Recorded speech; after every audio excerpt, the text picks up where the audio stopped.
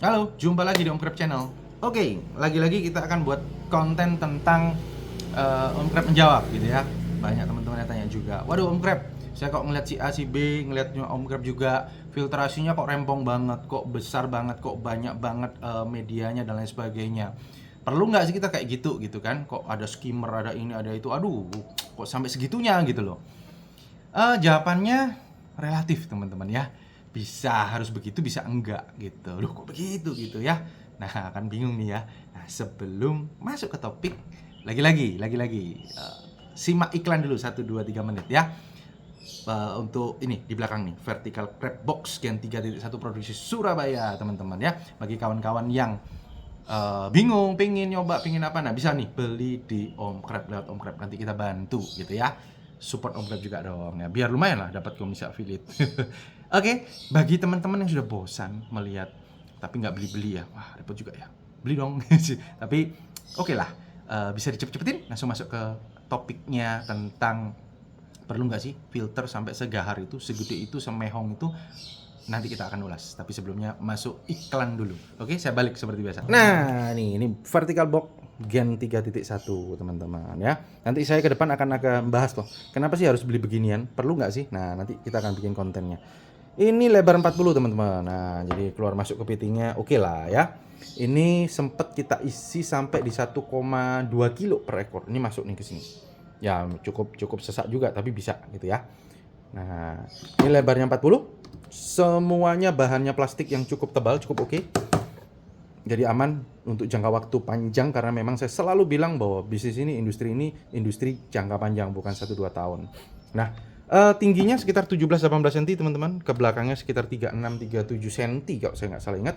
Ini ada space apa untuk kuncian skat ya. Nah, jadi bisa di-skat. Harapannya bisa isi 2. Nah, cowakan ini untuk yang belakang air kotor, yang depan air bersih inletnya. Nah, ini nanti ditutup begini. Ini miring teman-teman. Nah, jadi kalau dikuras airnya bisa habis. Nah, ini kalau ditutup begini, ini bisa ada air sekitar 7 cm kalau saya nggak salah ingat ya.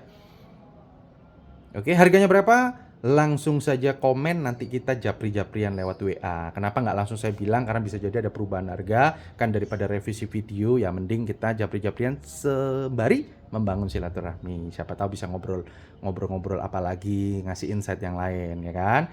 Oke, ini transparan teman-teman ya. Nah, dia kalau diimplementasikan jadinya begini. Bisa dilihat ke video-video yang lain. Kebetulan kalau yang ini isinya 7, tingginya tuh, sorry, tingginya 1, 2, 3, 4, 5, 6, 7. Ke sananya 12. Saya pernah lihat ada yang 10 juga gitu ya. Nah, ini ada yang boxnya warna biru, ada yang transparan. Tutupnya warna-warni, boleh pilih bebas. Oke? Bagi yang pingin pesan, pingin kepo tahu harganya dan lain-lain, langsung komen, kita japri-japrian. Kita balik lagi, kita masuk ke topik yang tadi gitu ya. Perlu nggak sih kita filtrasi segede itu, sedetail itu, media yang sampai waduh ada cupness-nya, ada biobol, ada karang jahe dan lain sebagainya gitu ya. Perlu nggak sih? Jawaban saya adalah perlu nggak perlu. Ya. Lagi-lagi saya disclaimer dulu, ini murni pemikiran saya. Bisa terjadi perdebatan nantinya, jadi jangan berdebat lah ya. Intinya ini benar dari sudut pandang saya, dari kondisi saya, dari apa yang saya tahu. Bisa jadi saya juga salah, tapi ya kita diskusi lah, diskusi yang positif lah di kolom komen ya. Saling support, saling dukung. Bagi teman-teman yang ada yang lebih tahu, ya bantulah komen yang bijak agar sama-sama kita bisa belajar ya. Minum dulu nih. Oke. Jawaban saya tergantung, itu relatif teman-teman ya. Tergantungnya gimana? Kalau di kondisi Om Krep dan beberapa teman yang lain, contoh misalnya saya ada di kota Surabaya, jauh dari sumber pakan, bibit air, tentunya menurut saya perlu banget, apalagi pakai sistem RAS gitu, yang airnya diputar terus lah bahasa sederhananya ya. Nggak ada ganti-ganti, nggak ada buang-buang, hanya menambahkan kalau ada penguapan atau bocor. Tentunya media filter atau tong sampah kalau bahasa saya itu harus istimewa untuk membersihkan air-air kotor yang masuk ke sana agar bisa bersih dan balik lagi. Tentunya buat teman-teman yang profilnya, kondisinya mirip saya, kok menurut saya harusnya begitu ya. Namun, nah ini saya ada beberapa kawan tahu juga, lihat ya, lihat secara video sih gitu ya, belum pernah langsung main ya, tapi lihat secara video, di videokan, video call gitu ya. Filternya minimalis sekali teman-teman. Minimalis sekali, serius. Jadi hanya mekanik doang atau dakron doang gitu ya. Sudah. Gitu. Ada yang cuma begitu, pompanya kecil juga gitu ya, cuma 4.500, sedangkan pompa saya 16.000. Ya, dia kecil tapi kapasitasnya bisa lebih banyak. Gitu. Ada yang seperti itu. Jalan nggak? Katanya sih berhasil, katanya sih jalan, katanya sih matinya dikit. Tapi saya kan tidak melihat secara langsung dan memantau terus-terusan ya, tapi anggaplah benar. Dan secara logika harusnya ya bisa. Usut punya usut ya, ternyata profil-profil yang seperti itu yang tidak terlalu membutuhkan filtrasi yang gahar dan lain sebagainya, ya ternyata saya tanya, beliaunya pakai sistem ganti air. Jadi kalau dirasa sudah kurang bagus, dia nggak pakai skimmer-skimmeran, dia nggak tahu skimmer itu apaan gitu ya. Nah, ngabisin tempat katanya, biaya lagi gila, ngapain mahal-mahal gitu katanya. Nah, jadi begitu kotor ya diganti sama beliau karena ternyata dia deket banget sama sumber air, bahkan air sumurnya ya sudah payau.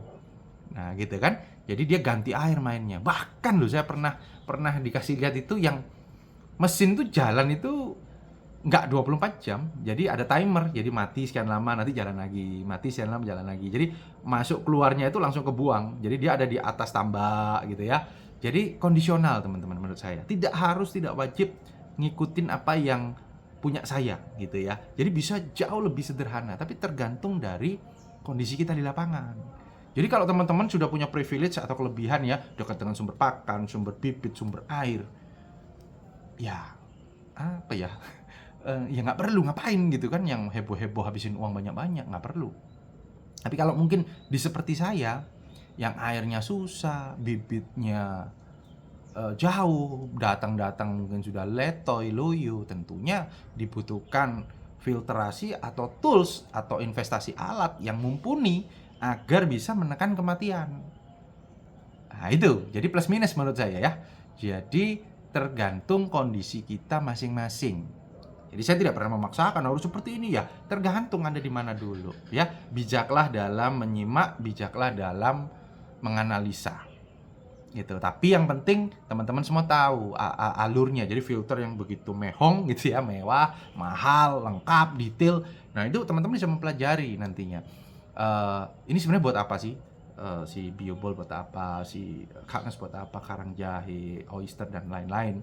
Ini buat apa masing-masingnya? Urutannya bagaimana? Fungsinya, alur ceritanya itu kalau teman-teman sudah paham itu kan enak. Bisa mungkin substitusi dengan produk yang lain agar item yang lain agar lebih terjangkau mungkin. Kan memang lah, mau gimana-gimana ke depan by the time. Bagaimana kan kita itu kalau bisa kan seminim mungkin operasional, seminim mungkin investasi agar mempercepat DEP, agar memaksimalkan profit itu. Tapi kan tetap ada angka minimumnya, ada angka kewajarannya, kelayakannya, layak huni, layak tempat gitu kan. Nah itu menurut saya. Jadi kesimpulannya, bisa iya bisa enggak, tergantung kondisi masing-masing kita. Jadi mohon jangan diperdebatkan gitu ya, tergantung kondisi kita. Kalau di kami, saya main polosan, wow tingkat kematiannya banyak sekali teman-teman gitu ya. Lepasan polosan standatan itu kondisinya sulit sekali.